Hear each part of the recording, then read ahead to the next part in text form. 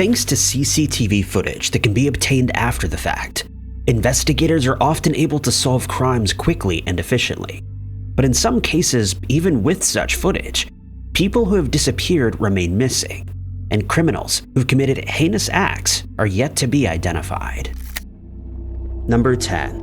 47-year-old Alexandra Harrod, who hails from West Cumbria in England, has been missing since the 30th of August 2025, and her family, as well as investigators, are growing ever more concerned for her well-being. In an effort to drum up leads in her case, CCTV footage has now been made available to the public in case someone remembers seeing her since her disappearance. Alexandra's case is a strange one, since she was seen shopping in Workington and Whitehaven on the 2nd of September, days after a missing person case was opened with the police. But she seemingly made no effort to contact her loved ones to assure them that she's safe. It's during these shopping trips that she was caught by CCTV cameras at a Costa Coffee at around 11:20 a.m., which is located on King Street in Whitehaven. It shows her entering the shop while carrying a bag over her right shoulder, and she seems completely at ease and in no way distressed. It's been revealed that after entering the shop, she browsed the menu, but it isn't known whether she ordered anything. Investigators also haven't said whether any additional sightings of Alexandra have been reported. But they did state that she was seen a few days earlier, on the 30th of August, while she was traveling through the Seaton area, which is about 360 miles from the store where she was caught on camera. This means that she's traveled long distances since she was reported missing, but none of her friends or family have any idea where she may be headed, what her plans for the future are, or why she's failed to contact anyone in her hometown. Searches have been conducted at the River Derwent with the help of a swiftwater rescue technician and drones, as there are fears that she may have ended up in the water. So far, nothing of relevance has been found, but as the water levels in the river continue to drop, more searches are being conducted. It's known that she also has links to Durham, Devon, Dorset, Wiltshire, and Leeds, but no sightings of Alexandra have been reported from those areas yet. With very little additional information available, the police have asked the public to keep a lookout for her and to report any sightings of her as soon as they occur. In the meantime, they've released a description of Alexandra, including the clothing that she was wearing when she was last seen in the CCTV footage. She's described as having short, cropped dark hair with light-colored eyes, and she was seen wearing dark-colored tracksuit pants, a dark padded jacket, and a dark backpack that she was wearing over one shoulder. Judging by the CCTV footage, she is seemingly also wearing dark-colored shoes. If you have any additional information or have seen Alexandra, you're urged to contact the police by dialing 101. Number 9. The disappearance of 25-year-old Te Pomana has left investigators very concerned, since all of her belongings have been found in the hotel room that she was staying in, which is very out of character for her. Her family has revealed that Te was traveling around New Zealand when she went missing. She was trying to learn more about her heritage and planned on visiting maraes, which are sacred Maori ceremonial forums in Northland. The last time that she was seen was when Te was captured on CCTV footage as she was walking out of the Sky City Hotel in Auckland, New England. And that footage has now been released to the public to spread further awareness of her disappearance. In the footage, she's seen waiting for an elevator in one of the hotel's hallways, and when it arrives, she steps in. She then emerges from the elevator a few seconds later and can be seen walking down a flight of stairs that leads her outside. Cameras outside the hotel then captured her walking down the street, and she doesn't seem worried or abnormal in any way. But investigators have added that her family feels that she seems confused. Te then disappears from the camera's view, and she's never been seen or heard from again. Strangely, she doesn't seem to have a bag, purse, wallet, or extra clothing with her, which has led many people to speculate that she was planning on being away from the hotel for a short while, but this remains pure speculation. After she was reported missing, many people came forward to state that they'd seen her in the area, but none of those leads have succeeded in tracking her down. Since then, flyers have been put up in the city in hopes that someone will spot her again and that she will finally be located.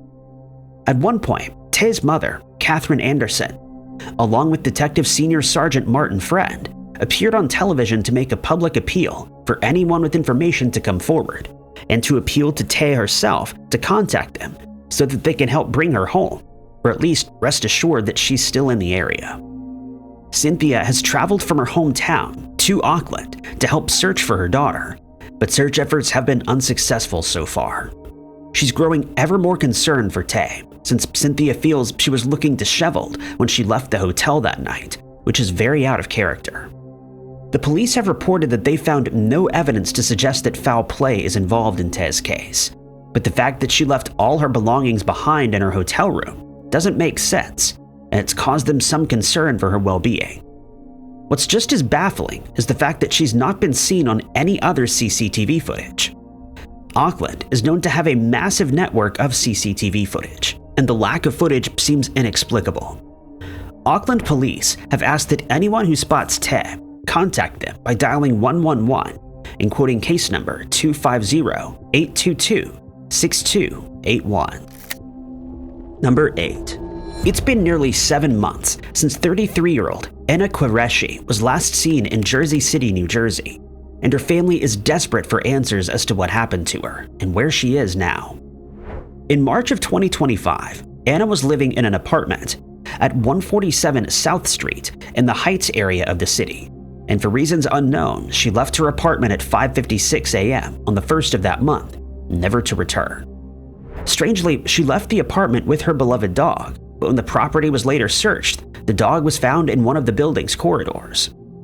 Her apartment was then searched, and it is found that she'd left her phone and keys behind.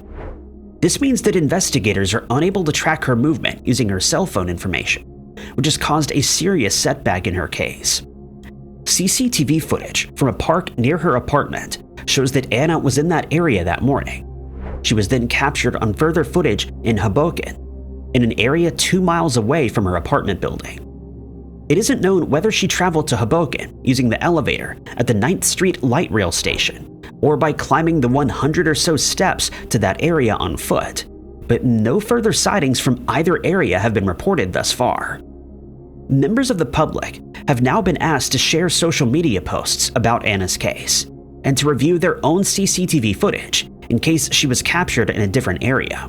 It's not been confirmed, but it's believed that searches of the areas where she was last seen have been carried out, but to no avail. Some people have suggested that Hannah may have taken her dog out for a walk that morning, and that something then happened to her. Since the dog was likely familiar with the area, it was able to travel back to the apartment where it was found in the corridor, but this theory has not been confirmed. But it is supported by the fact that she left her keys and phone behind in the apartment, suggesting that she was possibly planning on returning a short while later. Her family has since stated that a reward is on offer to anyone who comes forward with information leading to Anna being located, though it's not been revealed what amount is being offered. In the 7 months that have passed since she was reported missing, she's made no effort to contact any of her friends or family, which has raised concerns since she may be unable to do so. Investigators have asked that anyone with information on her whereabouts contact the Jersey City Police Department, North District at 201-547-5350. Number 7. The family of 58-year-old Virginia Dyack is growing increasingly concerned for her safety since she's been missing since the 18th of September 2025. And with no indication as to where she may be, they're worried that something untoward may have happened to her. At the time, Virginia was living in the 100 block of East Esplanade in North Vancouver, and it's here that she was last seen on CCTV footage at around 3 p.m.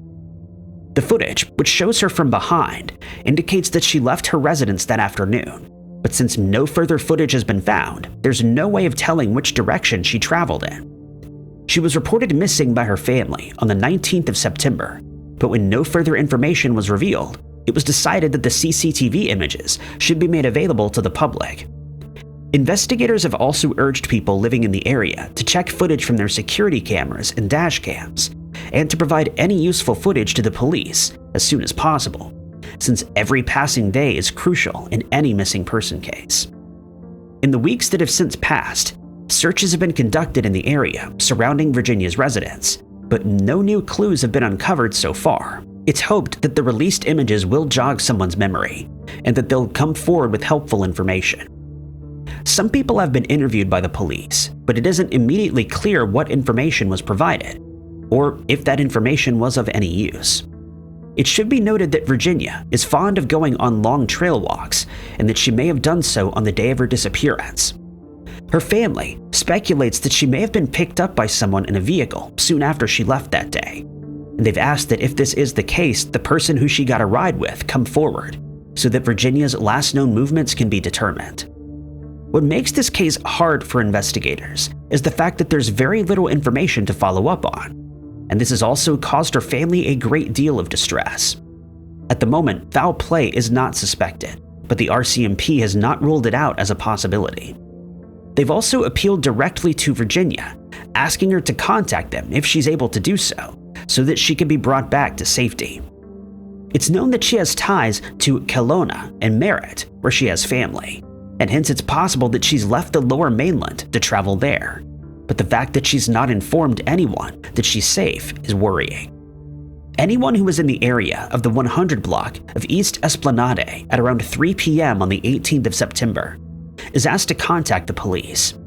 Additionally, anyone who spots Virginia or has information that could help move her case forward is asked to contact the North Vancouver RCMP at 604-985-1311, quoting file number 2025-19907. Number 6. In September of 2025, 57-year-old Guy Nelson was in the midst of a tour of the Cornish and Devon coasts of England, and as an experienced sailor, he could never have envisioned that by the end of that month, he would be the subject of a missing person investigation.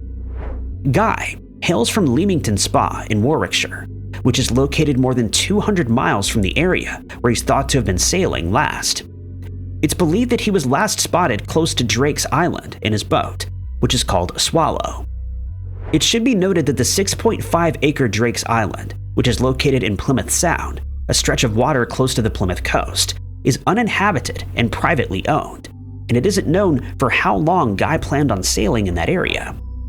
Since no sign of him has been found so far, the police have released CCTV images of Guy, in which he can be seen visiting the village of St. Dominic in Cornwall on the 5th of December, 3 days before he was reported as missing. This is the second image that's been released, since the first image that was made available showed Guy with a beard and mustache. In the most recent photo, these have been shaved off, and to avoid confusion among potential witnesses, investigators decided to supply the public with an updated image. Since Guy has been missing for several weeks, his family and investigators fear for his safety, as it's been suggested that he got into trouble out on the water and was unable to make his way back to the coast.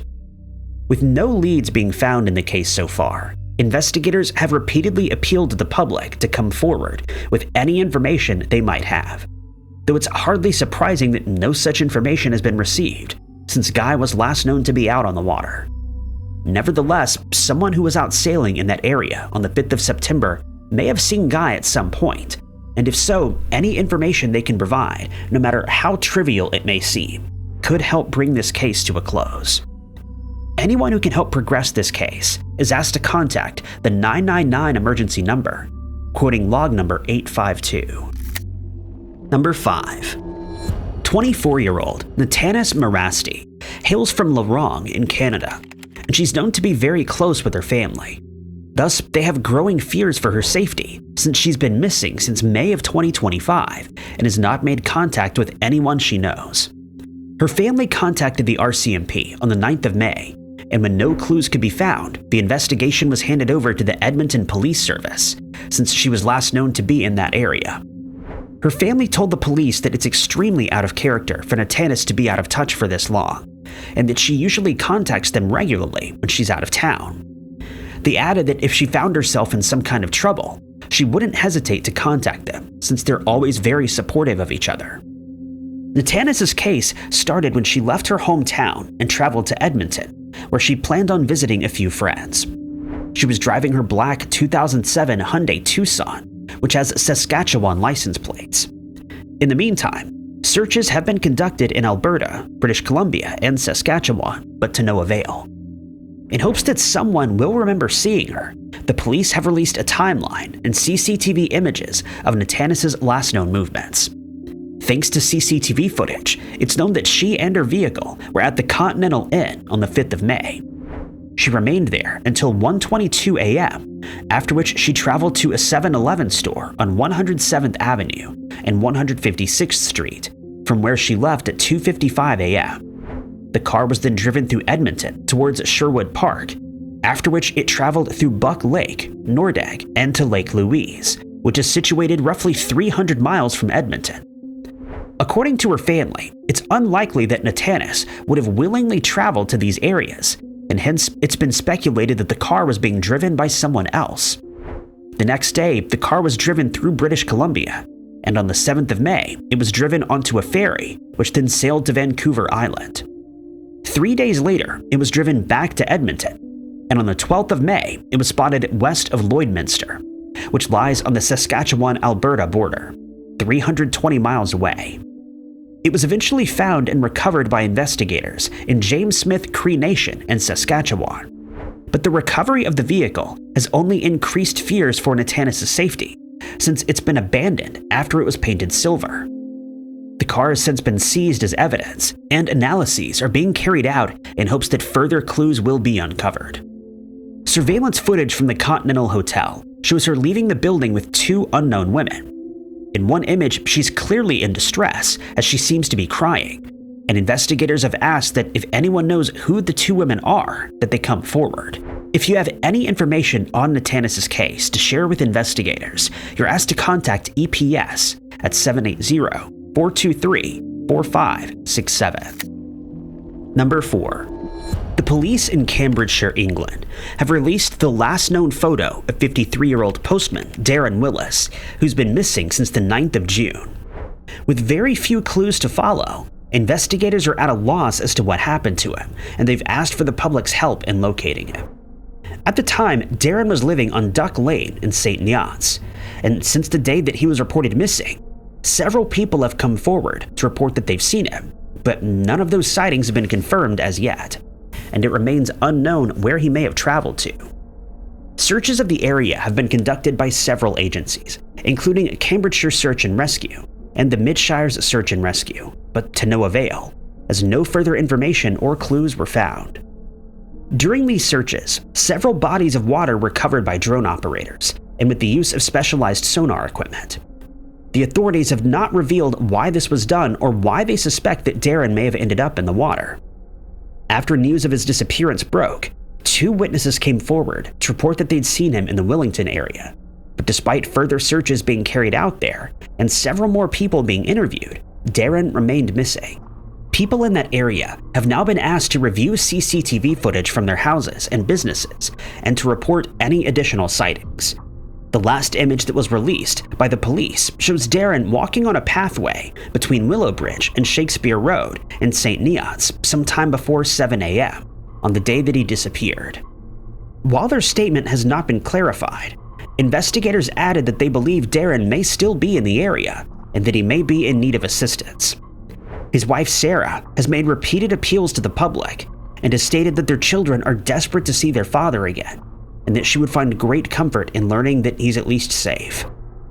On the 12th of June, volunteers from the surrounding community gathered at the Conygear car park, where yet another search was carried out, but with no positive results. The search was then broadened into Bedfordshire, but again, nothing was found. In the months that have since passed, dozens of people have contacted the police service to report that they had seen the missing man, but despite all those leads being followed up on, he's still not been located. When he was caught on CCTV footage, he was wearing blue jeans, a dark blue hoodie, a baseball hat, and sneakers. If you have any information on where he may be, you're asked to call 101, quoting incident 83 of the 9th of June. Number 3. While a CCTV image of missing man 52-year-old Mark Kinson has been released, his family and detectives in charge of his case find it hard to believe that no other security footage showing his last movements exists. Hence, they've asked the people living in the area of Cardiff, Wales to look through their footage from the 31st of January 2025, in case their cameras captured him, so that those areas can be thoroughly searched. One of the few certain acts in Mark's case is that he was on Uphill Road at around 9:45 p.m. on the 31st of January. That area is close to his parents' house, but it isn't known whether he was planning on visiting them that night. His wife, Angela, has stated that they had a very normal life together, despite the fact that Mark sometimes struggled with mental health issues. Hence, she feels his sudden disappearance is completely out of character for him, and she holds out hope that he will be found soon. Investigators have suggested that after Mark was seen walking along Uphill Road, he turned to Clevedon Road and may have traveled toward Captain's Walk and Bronton Crescent. There's further ambiguity in Mark's case, since CCTV footage from a Texaco gas station near Cypress Drive in St. Mellons shows a man who looks uncannily like him walking on the sidewalk on the opposite side of the street. This footage has been reviewed by his friends and family, who, while not being absolutely certain, believe that it may be Mark. A man from the area spoke to investigators, adding that he saw the same man that he believed to be Mark. Another CCTV image of a white transit van has also been released. The police say that the van was seen in Fish Pond Road at around midnight on the night that Mark disappeared, and anyone who was inside the vehicle that night has been asked to come forward. Angela feels that someone in the area must have knowledge as to what happened to her husband, and she's repeatedly appealed for them to come forward, but all the available leads in his case have been followed with no success. She added that since he's very close with her and their children, he would never stay away for this long without contacting them. And while months have passed since he was reported missing, she still holds out hope that Mark will be found alive. She's been left baffled by the footage reviewed from the gas station, since it was only provided to the police months after it was recorded. She feels that had this been done in a timely manner, Mark may have been located by now. She's also frustrated by the fact that no further footage from the gas station can now be viewed, since too much time has passed and it's since been erased. Strangely, despite promises from the police, no searches of the areas where Mark was last seen have been carried out, but Angela hopes that this will be done soon. In the meantime, she's put up flyers in the area and in Castleton in hopes that someone will remember spotting Mark, and this has raised awareness of his case as far away as Scotland, which gives her further hope that he will be located. Anyone who has seen him or knows where he might be is urged to call 101 or contact Crime Stoppers at 0800-555-111. Number 2. While a 30-something-year-old man has been taken into custody in a strange case that took place in Langford, Bedfordshire, England, he's since been released on parole, while further inquiries are being carried out by the police, and they've asked that any witnesses to the incident contact them as soon as possible. The case involves a 47-year-old man named Jesbir Kayla, who was employed as a taxi driver in February of 2025. He used his own car, a Skoda Octavia, as a taxi, and thanks to a CCTV image that's been released by the police, it's known that he was at an Esso gas station in Norton Way, Letchworth, at around 1:22 p.m. on the 5th of February. While the taxi roof sign can be seen displayed in that image, the police believe that he may have removed it shortly after the footage was recorded, and he was then attacked by an unknown person who ended Jesbir's life. The following day, the car was found by investigators in a field close to B659 Langford Road at around 7:30 a.m. The car had been set on fire, and when the scene was processed, Jesbir's remains were found inside. He was seated in the vehicle's driver's seat, and the events leading up to his passing remain unknown. It's been revealed, though, that the case is being treated as a homicide, and anyone who was traveling in the area that morning has been asked to contact the police. It's known that Jesbir left central London in his taxi just after 1 a.m. on the 6th of February, and he then drove onto the A41 Watford Way and Barnet Way towards Letchworth.